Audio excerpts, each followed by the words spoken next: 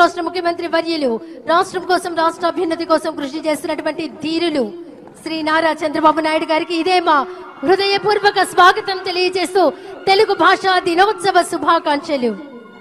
రాష్ట్ర ఉప ముఖ్యమంత్రి వర్యులు పంచాయతీరాజ్ గ్రామీణాభివృద్ధి గ్రామీణ నీటి సరఫరా అటవీ పర్యావరణ సైన్స్ టెక్నాలజీ శాఖ మంత్రులు శ్రీ కొణిదెల పవన్ కళ్యాణ్ గారికి తెలుగు భాషా దినోత్సవ శుభాకాంక్షలతో ఇదే మా స్వాగతం.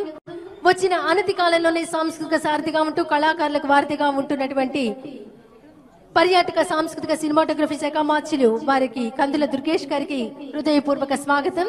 అలాగే విచ్చేసినటువంటి సెంట్రల్ నియోజకవర్గ శాసనసభ్యులు బోండా ఉమా మహేశ్వరరావు గారు, గన్నవరం శాసనసభ్యులు యాలగడ్డ వెంకట్రావు గారు, విజయవాడ పార్లమెంట్ సభ్యులు కేసినేని శివ గారు విచ్చేసినటువంటి వారందరికీ హృదయపూర్వకమైనటువంటి స్వాగతం.